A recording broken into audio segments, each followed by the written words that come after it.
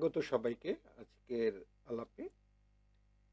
আজকে আলাপ আসলে কিছু না, আমি একটা ছোট সাক্ষাৎকার আপনাদের দেখাবো, একেবারে নির্জলা র সাক্ষাৎকার, যেটা শুধুমাত্র সেল ফোনে একজনের সাথে দেখা হওয়ার পর তার সাথে কথা বলে যা তুলে আনতে পেরেছি সেটাই দেখাবো আপনাদের। তারা একটু আলাপ করে নেই কিসের ভিত্তিতে সাক্ষাৎকার। আমি আমার জেলায় গিয়েছিলাম, সেখানে একটা জায়গায় একজন ভদ্রলোকের সাথে দেখা, উনি ভারত থেকে এসেছেন।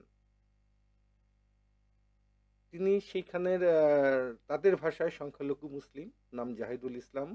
তিনি আসামের গুয়াহাটিতে থাকেন, পেশায় আইনজীবী, এবং সেখানে সেখানের হাইকোর্টে তিনি প্র্যাকটিস করেন।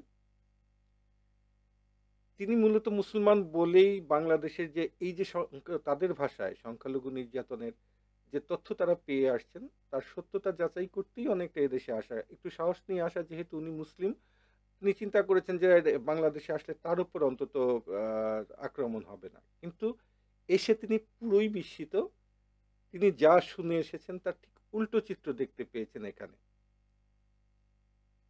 শুধু আমাদের দেশের মানুষ যে সংখ্যালঘু তত্ত্বে বিশ্বাস করে না, এখানে এসে বিশ্বাস হয়েছে তার যে বাংলাদেশের এখানে সংখ্যালঘু বলতে কিছু নেই, এখানে সবাই বাংলাদেশি, এখানে জাতীয়তায় বিশ্বাস করে, এখানে সবাই ভালো আছে, মিলেমিশে আছে, এবং তিনি অকপটে স্বীকার করেছেন সে কথা।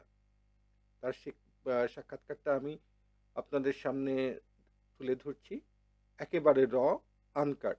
সাক্ষাৎকার শেষ হলে তারপর আবার কথা হবে আপনাদের সাথে। আমার নাম জাহিদুল ইসলাম, আমি আসামের গুয়াহাটির বাসিন্দা। প্রফেশনালি আমি একজন অ্যাডভোকেট, গুয়াহাটি হাইকোর্টের অ্যাডভোকেট। তো গত 12 তারিখে আমি আগরতলা হইয়া বাংলাদেশে ঢুকছি। আগরতলা বেসিক্যালি আমার প্রফেশনাল একটু কাজ আছিল, কাজ করে তারপরে আমি বাংলাদেশে ঢুকছি। তো প্রথম আমি গাজীপুরে আসলাম, তারপরে দুর্গাপুর, এখন শেরপুরে। এই যে বাংলাদেশে আপনি কি ঘুরতে আসছেন নাকি মূলত? হ্যাঁ, আমি মূলত ঘোরার জন্য আসছি। তো এই যে আপনি চারিদিকে ভারতের মিডিয়া একটা অপপ্রচার আছে, এক ধরনের প্রচার আছে যে বাংলাদেশে একটা টেনশন চলছে, এই অবস্থায় আপনি ঘুরতে আসলেন বাংলাদেশে? হ্যাঁ, এই বিষয়টা আমি একটু ইউটিউবে রিসার্চ করছি যে প্র্যাকটিক্যাল পজিশনটা কী। তো অনেক বন্ধু আছে, তাদের সাথে আমার মেসেঞ্জারে, ফেসবুকে যোগাযোগ হয়েছে, তাদের সাথে আমি খবর নিচ্ছি। আর মূলত আমি একজন ভ্রমণপ্রিয় মানুষ। গত সেপ্টেম্বর মাসে আমি বাংলাদেশের ভিসা নিয়েছিলাম। আর ইন দ্য মিন টাইম আমার টার্গেট আসলে আমি অক্টোবর মাসে, আমি পূজার বন্ধ থাকে ওই টাইমে আসবো, কিন্তু তখন আসা হয়নি আমার প্রফেশনাল কারণে। তো বিভিন্ন খবরবার্তা নিয়ে আমি আসছি। আর আমার নিজের মনের ভিতরেও একটা ইচ্ছা ছিল যে আমি বাংলাদেশের প্র্যাকটিক্যাল সিচুয়েশনটা মানে কী, তো মানে আচ্ছা, এই যে আপনি আপনার ওখানে এক ধরনের প্রচার চলছে যে এখানে একটা হিন্দু মাইনরিটি, যেটা আমরা আমাদের বাংলাদেশের মানুষ অবশ্য সংখ্যালঘু তত্ত্বে বিশ্বাস করে না, জাতীয়তায় বিশ্বাস করে, তারপরেও আপনাদের ভাষাতেই বলি, আপনারা মাইনরিটি নিয়ে কথা বলছে আপনার দেশ, যে এখানে হিন্দুরা নির্যাতিত হচ্ছে। আপনার এই সময় কী মনে হলো, হিন্দুদের কোনো সমস্যা এখানে আছে? না, আমি তেমন কোনো সমস্যা এই জায়গায় আমি দেখিনি। আর আমি অনেক জায়গায় দুর্গাপুর গেছি, ওই দুর্গাপুরেও আমি মানে 2-4টা মন্দির আমি ওই জায়গাতে ভ্রমণ করছি। আর মন্দিরে যেগুলো কর্তা থাকে, ঠাকুর থাকে, তাদের সাথেও কথা বলছি। আর অন্য যেগুলো জেনারেল পাবলিক, যেরকম সেলুন কর্মী বা অন্য আম পাবলিক, তাদের সাথেও কথা বলছি। তাদের পরিস্থিতি সম্পূর্ণ তারা মানে শান্তিপূর্ণভাবেই আছে, নিরাপদে আছে, এরকম ধরনের ভাষ্য। আর এগুলো ভিডিও আমি করছি, আর এটা অন এভিডেন্স, অন রেকর্ড, মানে আমার হাতে মজুদ। আপনি তো একটা শৌখিন আর ব্লগারও, আপনি নিজস্ব একটা ব্লগ আছে, ব্লগ চালান। তো এই ব্লগের জন্য কি এই মানে এই বাংলাদেশ থেকে যা পেলেন তাকে আপনি আপনার ব্লগে প্রকাশ করবেন কিনা? হ্যাঁ, ডেফিনেটলি এটা প্রকাশ করব। আর অলরেডি 2-1টা প্রকাশ করাও হয়েছে। আমার ফেসবুক আইডিতে, অ্যাকাউন্টে করা হয়েছে। আর বাকি 2-4টা যেগুলো আমি করার কথা, এগুলো আমি কিছু সামান্য মানে দিয়ে দেবো। এখন কি আপনি সবশেষ যে প্রশ্নটা আপনার কাছে, এটা কি ভারতীয় মিডিয়ার যেটা আমরা বলি প্রোপাগান্ডা, এটা কি আমরা যা বলি প্রোপাগান্ডা, এটা কি সত্যি?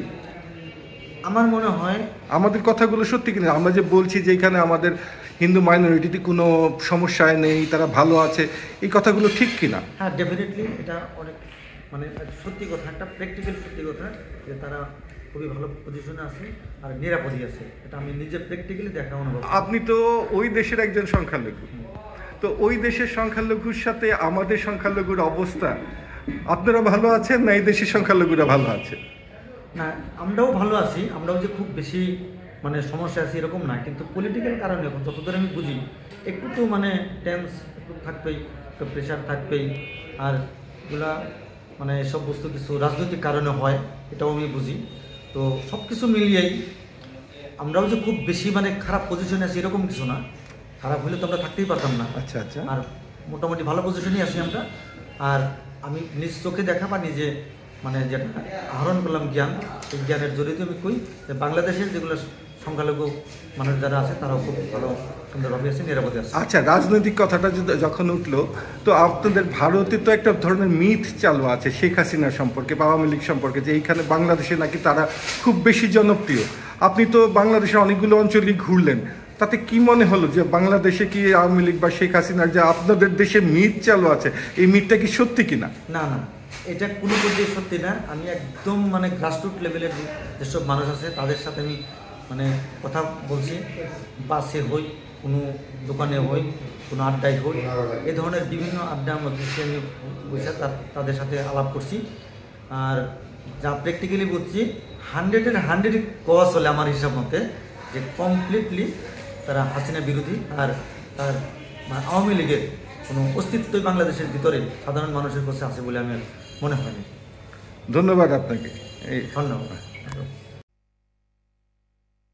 শুনলেন সাক্ষাৎকারটি, একেবারে আনকাট ছিল, কেন কোনো এডিটিং ছিল না বা সাউন্ড যেভাবে ছিল সেভাবেই ছিল, সব কিছু আনকাট, একেবারে র।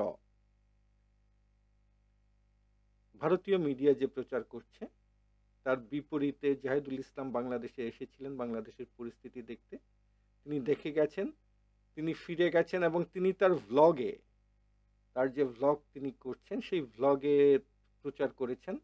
তার ভ্লগের কিছু অংশ আমাদের কাছে আছে, আমরা সেটাও হয়তো সামনের আরেকটা সেশনে যোগ করবো, আরেকটা এপিসোডে যোগ করব, আবার কথা হবে সেটা নিয়ে।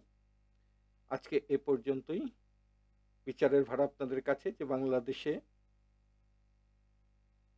ধর্মবিদ্বেষ আছে কিনা। তারা সংখ্যালঘু বলেন, আমরা সংখ্যালঘু বলি না, বাংলাদেশি বলি। আমাদের কোনো বাংলাদেশির প্রতি কোনো বাংলাদেশির বিদ্বেষ আছে কিনা ধর্ম নিয়ে, এটা আপনারা এসে দেখে যান। ওখানে রিপাবলিক বাংলার মহেশ রঞ্জন এর মতো নেচে কুদে না বলে এসে দেখে যান। আমাদের সরকারও বলছেন আসার জন্য, আমরাও বলছি আসার জন্য। এসে দেখে তারপর বিচার করুন। আপনারাও জাহিদুল ইসলামের মতো বলে যেতে বাধ্য হবেন যে বাংলাদেশ সাম্প্রদায়িক সম্প্রীতির দেশ। ধন্যবাদ সবাইকে, ভালো থাকবেন।